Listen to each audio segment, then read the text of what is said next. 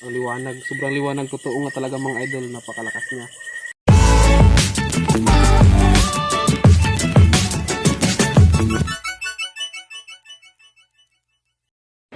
So what's up mga idol? Magandang araw po sa ating lahat.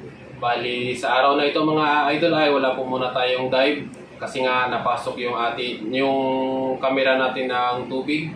At ngayon mga idol ay mag-unboxing po tayo ng ating isang diving flashlight po na ang brand ay Workhos DL70 13,000 lumens mga idol. Bali ito, ang tagal kong inano to mga idol na mabili kasi ito talaga yung kong diving flashlight mga idol.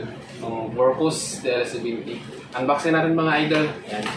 Bali marami na rin nag-review nito mga idol pero ako kasi gusto ko na ako mismo yung maka-experience ng mga na-experience nila. Magaganda kasi yung review nito mga idol kaya ay siya nga pala mga idol. Nabili ko pala ito sa Shopee sa Workhos official store. Bali ito yung kanilang pagkabalot mga idol ay no. Medyo yupi. Yan, may yupi ko siya kanina dito eh. Pero unbox natin mga idol. Pero alam ko safe yung pagkabalot nito. Yan. Sa handirahan.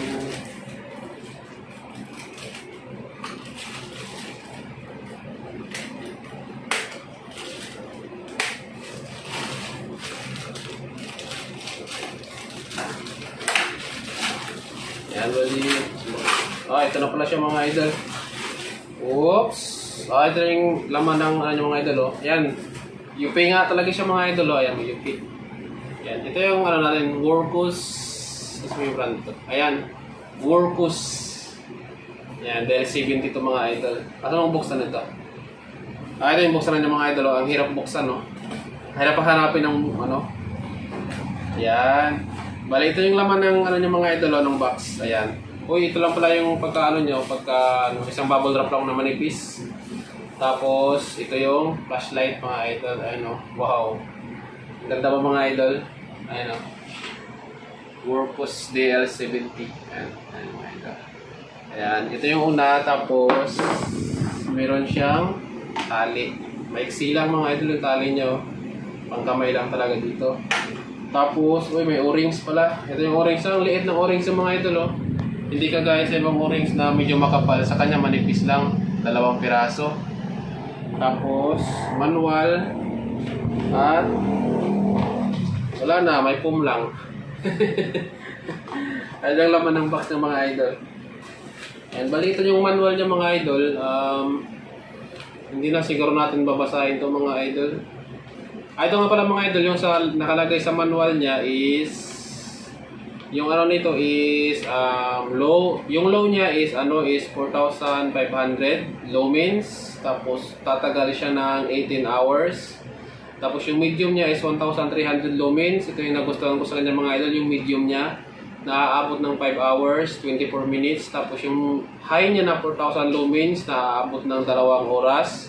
At yung turbo naman na 13,000 lumens na abot ng 1 oras lang mga idol.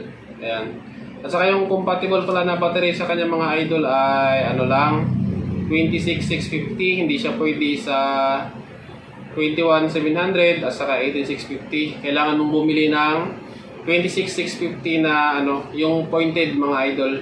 At saka binili ko ito mga idol yung wala siyang kasamang battery. Kasi may battery rin kasi ako mga idol nito na pointed. Bale, ito pala yung gagamitin natin battery mga idol. Lito Kala na 26,650 yan. Pointed yan mga idol Yan. Tapos ito mga idol yung quality niya Wow, ganda. Ganda pala na quality niya mga idol Sulig. At saka ito yung lid niya mga idol yung 4 na piraso mga idol. Yan. Yan. Nakita ko kasi sa mga review mga idol, ang lakas ng mga idol pero ako mismo yung maka-experience. Yan. Tapos ito pala yung madali lang siyang buksan mga idol hindi siya mahirap buksan.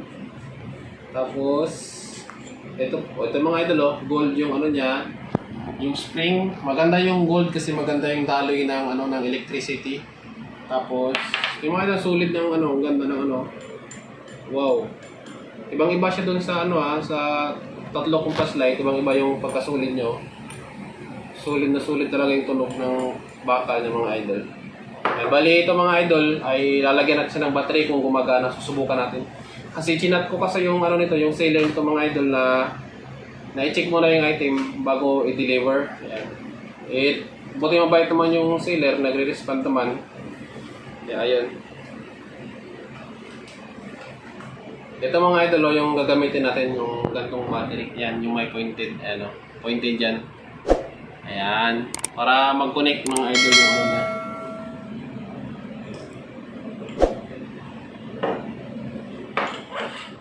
Dali lang niya yung isara. Unlike dun sa iba, kung flashlight, dalawa na mahirap isara. Ayan. Tapos mga idol, wala siyang dito indicator kung papalubat na siya dito. Ayan, wala siyang indicator, talagang ayun lang siya. At saka ang lambot ng switch niya. Ay, so mga idol yung niya, pakipatay daw ang suga. Ayar kan. Ito yung low. Low niyan mga idol Ayan. Klaro. Low. Tapos ito yung medium. Oops. Ay, low. Tapos medium. Ayun yung medium niya mga idol Ayun gusto ko sa kanya lakas mga idol Ang lakas. At saka yung ilaw niya is manilaw-nilaw. Hindi kagaya sa ginagamit ko na puti talaga. Ayan. Tapos ito yung medium. Tapos ito naman yung high. Ayan mga idol grabe. Ang lakas Tapos ito yung turbo. Ayun, grabe, nakakasilaw mga idol. Ang lakas, grabe Tapos low. 4 modes lang pala ito mga idol low. 4 modes lang ito. Ito yung low. Medium.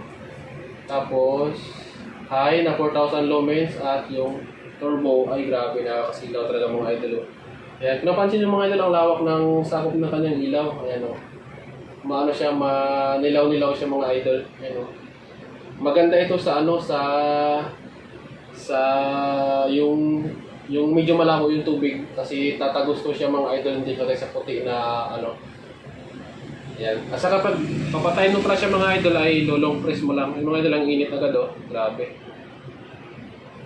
So ayun mga idol, bali ito mga idol ay susubukan natin outdoor kung gaano siya kalawak. Yan, excited ako sa outdoor dito mga idol. Kung talaga siya kalawak kasi nakikita ko lang sa review. Kaya punta tayo sa labas mga idol, susubukan natin kung gaano siya kalawak at kung gaano kalayo yung ng kanyang ilaw, maaabot ng kanyang ilaw mga idol. Kaya let's go mga idol. So ayun mga idol, bali andito na tayo sa labas. Bali ito, susubukan natin mga idol kung gaano siya kaliwanag, gaano kalawak ang kanyang sakop ng ilaw at kung gaano kalayo yung kayang abutin ng kanyang ilaw mga idol. Bali yung iilawan natin dyan mga idol, mga nasa 70 meters yan mga idol, mga 70 meters yung layo niya galing dito sa pinakatayuan ko. Bali ito yung unang susubukan natin mga idol ay medium. Ito mga idol yung medium niya. Galing ko lang ito. Ayun yung medium niya mga idol ayun Ayan. Linaw klaro. Ayun yung medium niya mga idol, yung lakas ng kanyang ilaw. Malayo na yun yung kayang abutin at saka tingnan nyo mga ang sakop na kanyang ilaw malawak. Ayun malawak siya. Tapos yung second mode niya mga idol na 1,300 lumens ito mga idol. Ayan, grabe mga idol Ang lakas mga idol. Ayan. Second mode niyan mga idol yung 1,300 lumens. Tapos yung susubukan naman natin yun mga idol ay yung 4,000 lumens na high. Ito mga idol. Ayun, grabe, sobrang lakas mga idol Grabe ang lakas, ang liwanag, sobrang liwanag, totoo nga talaga mga idol, napakalakas niya. Tapos yung turbo naman mga idol na 13,000 lumens. Ito. Ayan. Grabe mga idol, ang lakas Grabe, talo pa yung ilaw ng 4 wheels mga idol Grabe, sa sobrang lakas niya. Grabe talaga Ayan, tapos yung switch. Balag lang sa low mga idol kasi uminit na. Ayan, yung low. First gear low, tapos yung medium. Tapos ito yung high. Ayan. Turbo. Ayan mga idol. Ayan. Kayo nang humusga mga idol kung gaano sa kalakas Grabe Ang lawak ng ng ilaw niya mga idol Grabe. Ang init lang. Grabe mga idol. Sobrang init dito mga idol kapag nilagay mo siya sa turbo, grabe umiinit talaga dito, kaya dapat nasa tubig talaga ito mga idol kapag ka nagtuturbo kayo. Pero para sa akin mga idol, yung gagamitin ko siguro dito kapag magdadive ako, itong ano lang, second mode yan na 1300 lumens, kasi ayun mga idol, oh, napakalakas na mga idol, napakaliwanag, napakalawak ng sakop ng ilaw niya. Tapos ayan, malayo rin na aabot ng ilaw niya mga idol, oh. Ayan, yan yung kagandahan pag nagdadive kayo mga idol. Pag nagdadive kayo na may gamit kayong camera, yan, mas malawak kasi yung sakop ng ilaw niya, mas maganda yung maging kuha ng inyong camera mga idol.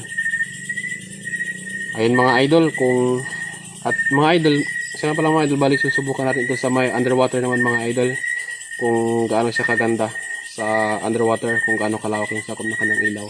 Tapos next time mga idol, i-compare natin ito sa iba kong cellphone na flashlight na ginagamit mga idol. Kaya stay tuned lang mga idol, bali susubukan naman natin sa dagat.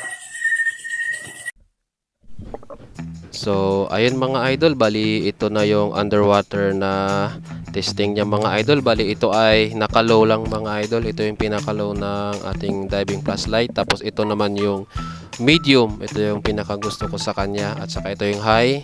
At ito yung turbo mga idol. Ayun mga idol, kahit naka-turbo, napansin nyo talaga na hindi talaga siya nakakasilaw sa video. Pero sa personal is nakakasilaw yan mga idol. Ayan, balik na sa low mga idol, oh. Kahit low lang ay pwede mo na siyang gamitin. Pero kung ako siguro yung gagamit, ito yung gagamitin ko, yung pangalawa yung medium, yung 1300 lumens. Kasi kapag ilalagay natin sa high mga idol, ayan, no, nakakasilaw na kasi yan sa goggles mga idol. Pero sa kuha ng video niya, ayan, kahit naka-turbo ay hindi siya nakakasilaw sa camera, pero nakakasilaw lang siya sa mata mga idol. Ayan, no, low mga idol, low, tapos high. Ay napansin nyo mga idol is, ay medium yan mga idol. Ano kung napapansin nyo mga idol ay parang nagiging maganda yung kulay niya. Kasi nga medyo manilaw-nilaw kasi yung kulay ng ating flashlight, kaya gumaganda yung kulay niya kapag tinatamaan siya ng ilaw. Ayun mga idol, at kayo na po ang humusga mga idol kung sa tingin nyo ba ay maganda itong diving flashlight na ito. Kasi kung para sa akin lang mga idol ay talagang perfect talaga siya for night dive, spur fishing, at saka pang video mga idol. At kung nagustuhan nyo ang video na ito mga idol ay huwag niyo po sana kalimutang mag-subscribe. Hanggang sa muli mga idol, God bless po sa ating lahat.